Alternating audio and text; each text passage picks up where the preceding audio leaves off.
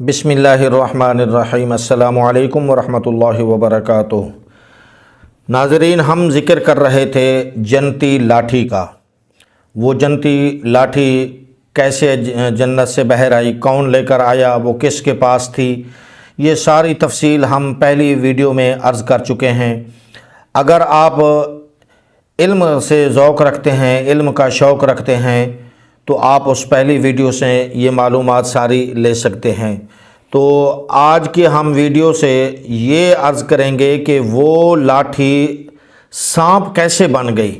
سانپ بن کر اس نے بہت ساری چیزوں کو کھا لیا، یہ کیسے ہوا، اس کی تفصیل ابھی ہم عرض کرنے لگے ہیں۔ آپ سے گزارش ہے کہ آپ اس چینل ریاست آف اسلام کو سبسکرائب کیجئے، اس ویڈیو کو لائک کر دیجئے اور اس کو زیادہ سے زیادہ شیئر کیجئے تاکہ دوسرے لوگوں تک بھی ایسا علم پہنچ سکے۔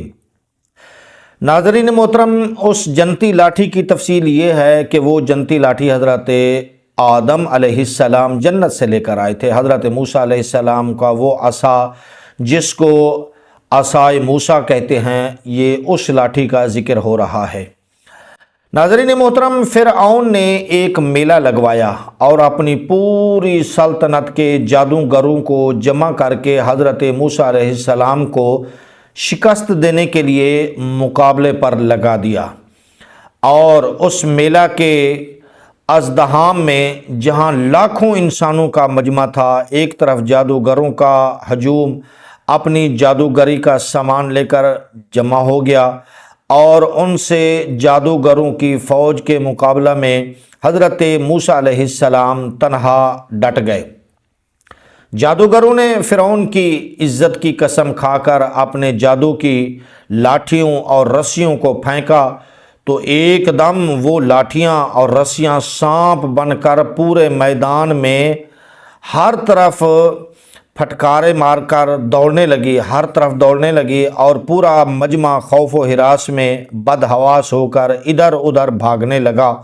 اور فرعون اور اس کے تمام جادوگر اس کرتب کو دکھا کر اپنی فتح کے گھمنڈ اور غرور کے نشہ میں بدمست ہو گئے اور جوش شادمانی سے تالیاں بجا بجا کر اپنی خوشی، اپنی مسرت کا اظہار کرنے لگے کہ اتنے میں ناگہاں حضرت موسیٰ علیہ السلام نے خدا تعالیٰ کے رب العزت کے حکم سے اپنی اس مقدس لاٹھی کو ان سانپوں کے ہجوم میں ڈال دیا تو یہ لاٹھی ایک بہت بڑا اور نہایت ہی ہیبت ناک اژدہا بن کر جادوگروں کے ان تمام سانپوں کو نگل گیا۔ یہ عصا، یہ معجزہ دیکھ کر تمام جادوگر اپنی شکست کا اعتراف کرتے ہوئے سجدہ میں گر پڑے اور با آواز بلند یہ اعلان کرنا شروع کر دیا کہ آمنا برب ہارون و موسیٰ، کہ ہم سب حضرت ہارون اور حضرت موسیٰ علیہ السلام کے رب پر ایمان لائے۔ چنانچہ قرآن مجید نے اس واقعہ کا ذکر کرتے ہوئے ارشاد فرمایا، قالوا یا موسیٰ اما ان تلقی و اما ان اکون اول من القا قال بل القوا فاذا حبالهم وعصيهم يخيل اليهم من سحرهم انها تسعى فاوجس في نفسه خيفة موسى قلنا لا تخف انك انت الاعلى وَأَلْقِ مَا فِي يَمِينِكَ تَلْقَفْ مَا صَنَعُوا إِنَّمَا صَنَعُوا كَيْدُ سَاحِرٍ وَلَا يُفْلِحُ السَّاحِرُ حَيْثُ أَتَى فَأُلْقِيَ السَّحَرَةُ سُجَّدًا قَالُوا آمَنَّا بِرَبِّ هَارُونَ وَمُوسَىٰ۔ ترجمہ سماعت فرمائیے۔ بولے، اے موسیٰ، یا تو تم ڈالو یا ہم پہلے ڈالیں۔ موسیٰ نے کہا بلکہ تمہیں ڈالیں۔ جبھی ان کی رسیاں اور لاٹھیاں ان کے جادو کے زور سے ان کے خیال میں دوڑتی معلوم ہوئی تو اپنے جی میں موسیٰ نے خوف پایا۔ ہم نے فرمایا، ڈر نہیں، بے شک تو ہی غالب ہے اور ڈال دے تو جو تیرے دائیں ہاتھ میں ہے اور ان کی بناوٹوں کو نگل جائے گا اور جو بنا کر لائے ہیں وہ تو جادوگر کا فریب ہے اور جادوگر کا بھلا نہیں ہوتا۔ کہیں آوے تو سب جادوگر سجدے میں گرا لیے گئے، بولے ہم اس پر ایمان لائے جو ہارون اور موسیٰ کا رب ہے۔ ناظرین محترم، بنی اسرائیل کا اصل وطن ملک شام تھا، لیکن حضرت یوسف علیہ السلام کے دور حکومت میں یہ لوگ مصر آ کر آباد ہو گئے اور ملک شام پر قوم عمالقہ کا تسلط اور قبضہ ہو گیا، جو بدترین قسم کے کفار تھے۔ جب فرعون دریائے نیل میں غرق ہو گیا اور حضرت موسیٰ علیہ السلام کو فرعون کے خطرات سے اطمینان ہو گیا تو اللہ تعالیٰ نے حکم دیا کہ قوم عمالقہ سے جہاد کر کے ملک شام کو ان کے قبضہ و تسلط سے آزاد کرائیں۔ چنانچہ حضرت موسیٰ علیہ السلام آپ 6 لاکھ بنی اسرائیل کی فوج لے کر جہاد کے لیے روانہ ہو گئے، مگر ملک شام کی حدود میں پہنچ کر بنی اسرائیل پر قوم عمالقہ کا ایسا خوف سوار ہو گیا کہ بنی اسرائیل ہمت ہار گئے اور جہاد سے منہ پھیر لیا۔ اس نافرمانی پر اللہ تعالیٰ نے بنی اسرائیل کو یہ سزا دی کہ یہ لوگ 40 سال تک میدان طیہ میں پھینکتے اور گھومتے رہے، بھٹکتے اور گھومتے رہے، پھر اور اس میدان سے باہر نہ نکل سکے۔ تو حضرت موسیٰ علیہ السلام بھی ان لوگوں کے ساتھ میدان طیہ میں تشریف فرما تھے۔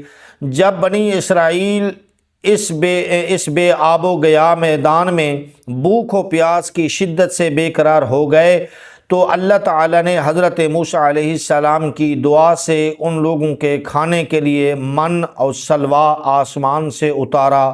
من شہد کی طرح ایک قسم کا حلوہ تھا اور سلوہ بھنی ہوئی چیزیں تھی۔